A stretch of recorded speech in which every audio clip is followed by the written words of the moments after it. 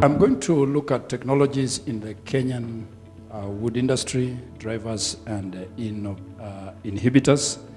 And again, this is done by myself, Joseph, Nelly, and Mukoya.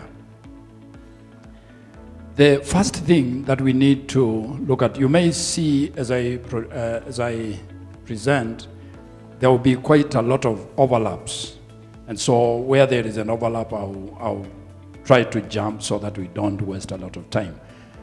Basically, in this country, we have always talked about wood deficit.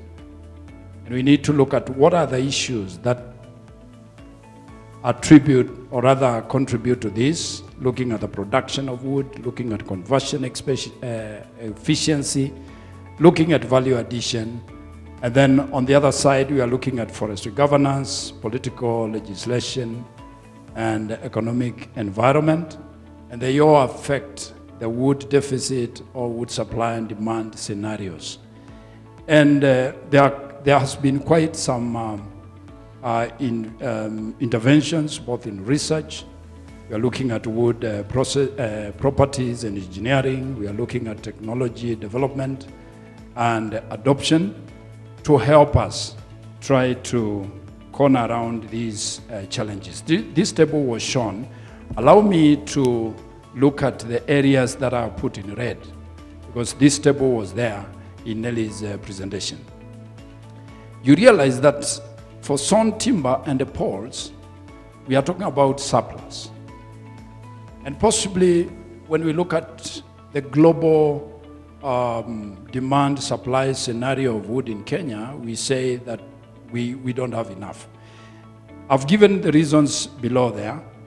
Sawn timber and the poles, generally, we have surplus simply because there is low demand attributed to availability of substitutes. You know, this country for quite some time we have been having moratoriums, running left, right, center. Alternatives have come into place, steel, aluminum, particularly for trusses, and concrete poles have been a major competitor to the pole industry. And what is the sector response to this? Much as we may blame all this happening, but it has also helped the sector to respond in improving processing technologies, increasing recovery and improving product quality, reducing costs and market competitiveness. Because when you are exposed to competition, then it gives you an opportunity to look at what you can do better so that your products can be more affordable and they can compete. Allow me to walk you through very fast how the timber industry particularly has grown in this country. We are talking about the introduction of the first sawmill in this country back 1913 to 1915. That's quite a while ago, and these were operating under special concessions. Between 1920, they were around below 10, and that brought out the initial growth of particularly the sawing industry. 1930, we are talking about again slightly more than 10 sawmills. And here is timber being produced to be sold to the settlers.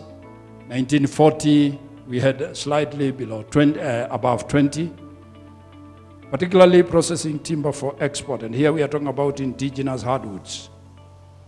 1945 to 1950, we are talking about the during and after the World War II, and this is when timber was being needed very much for reconstruction of what was destroyed. 60 to 64, we are looking at the independence battles within Kenya. And here, sawmilling went a little bit higher, but then you can see immediately, 1960 to 1964, there was a drop. And that is because of, those battles. Come 1970, talking about, again, another growth. This is when the independent government started what we could call industrial Africanization. Quite a number of Africans going into the industry. 1980 to 85, we saw a big growth. This came in after the ban on processing of indigenous species and concentrating on processing of softwoods. Around 1990, we had about 361, again another drop there. And this is a time when sawmills were ordered to be moved out of forest areas. 1994 to 1999, when we had the first big ban, the industry had grown to about 450 sawmills. When the ban came, which was imposed in 1999, all the way to 2012, by the time we reopened in 2012, immediately there was another big growth. Many people went into sawmilling, and we had over 1,000 sawmills, most of them small scale. And I classify this as a time when we started seeing a technology revolution after the ban. Come 2018, when we had the ban, that is, the moratorium, that is now still in force, or that was varied recently, to today, there's been, we have not been able to get data looking at did we have a drop or not. But recently, now this year, KFS has done a reclassification of the sawmilling industry into various categories. And looking at their records, they're telling us that we are having 642 sawmills registered with them. Of course, there are more because there are quite a number who may not have registered.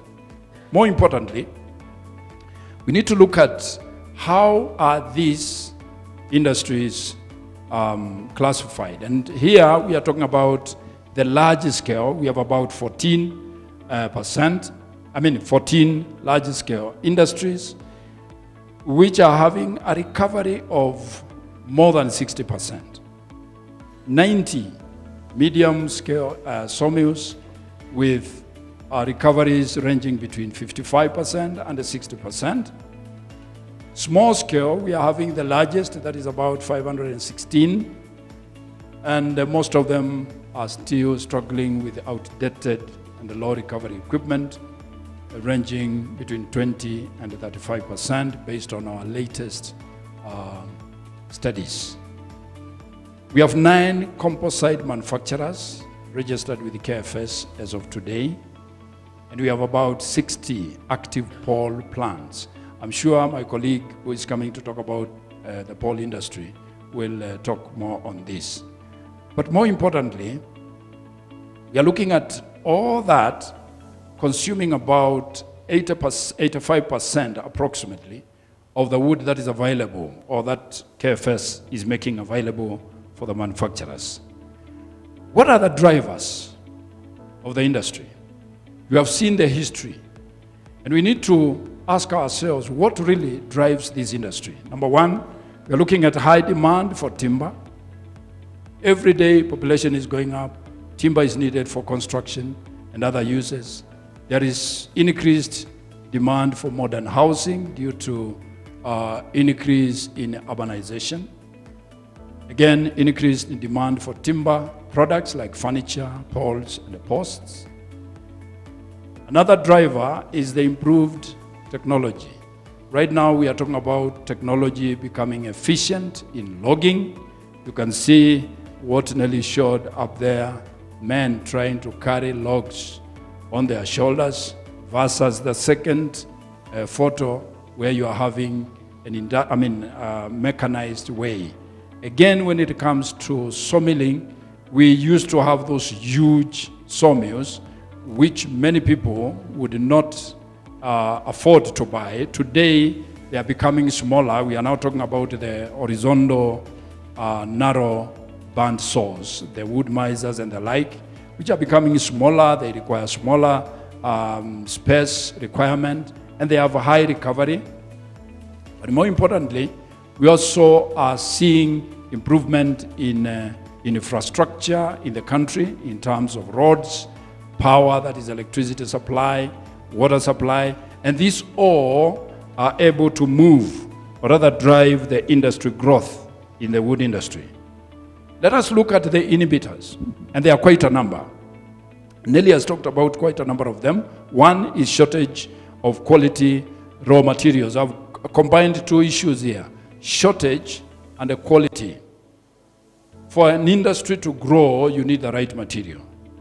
We need to look at the quality of our raw materials. We are having the periodic bans and the moratorium, which keep on slowing the industry from growing. Inadequate civil cultural practices, of course, that affects the quality. We are talking about defects in wood. About 2 years ago, we published a paper looking at the distribution of our wood, our plantation wood, and how defects are distributed in this country. And that, of course, affects the quality of wood that we present to the industry for processing. Number two, we have the forest road infrastructure. And here, we are talking about the roads leading to where the materials have to be gotten. We need to look at that. Electricity, high cost. And I think every Kenyan, when I talk about the cost of electricity, you know where we are coming from. And unreliability in terms of supply and the service. Talking about taxes, businessmen, you'll agree with me, things are not very good. And they are high and multiple, whereby you have too many licenses to pay, a lot of taxes from the central government, from the county government, possibly from the village headman, I don't know. And they are also unpredictable. And these obviously will inhibit the growth of the industry. Human skills.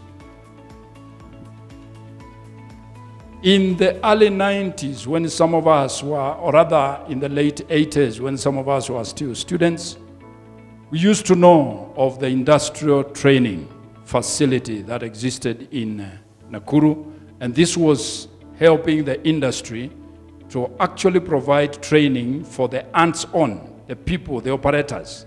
It has not been there for quite some time, and you can be sure, even when we train experts at the degree level in wood science and industrial processing or wood science and technology, where some of us are products, we need the men who can operate that machine. We need the men who can repair that machine. We need technicians in the industry. That, I can assure you, is lacking today. Logging operations. We're still struggling with both manual and mechanized. Milling and machine operators, I've talked about that. Saw doctoring, this is a key area. Without adequate saw doctoring, you don't expect good quality output of timber, particularly. Mill management and records. This is another area where we are still looking at the industry struggling. You ask an industry player, how much material do you process in a year? Most of them are not able to tell you how much material, how much of a product are you able to churn every year. They are not, because records are not there. So these are areas we need to look at. Cheap and substandard imports, Nelly talked about this. Lack of business incubation. We need to begin looking at this, and I'm happy to say that in KEFRI, we are now working on a framework where we can have incubation for the wood, the forest products industry in general, and I'm sure we'll be calling in a lot of help from our partners into this. Inadequate adherence to product standards. At least, having sat in quite a number of technical committees in the Kenya Bureau of Standards, I would easily say standards are there, but we need to get a methodology to ensure they are adhered to, so that we can get products that can compete with other products. Let's look at key interventions. I think quite a number of these we have spoken to them in the other paper. But allow me to say that we need to streamline business licensing and taxation mechanisms. This is very important. If the industry will have to grow, then we need this. Operationalize the tailoring of training and all that. And then I think, let me talk about the last one, invest in joint research and development. This is one area where we are still lacking behind as a country, where we are seeing the industry coming to partner with the research institutions and the universities to research on specific areas. Opportunities. I think Nelly has talked about this. Allow me not to go there because my time is up. But of course, we have huge potential in laminated timber, and the presenter was just walked out of here, has talked about this. We have a lot of potential in matches, in toothpicks, in laminated furniture, and so forth and so on.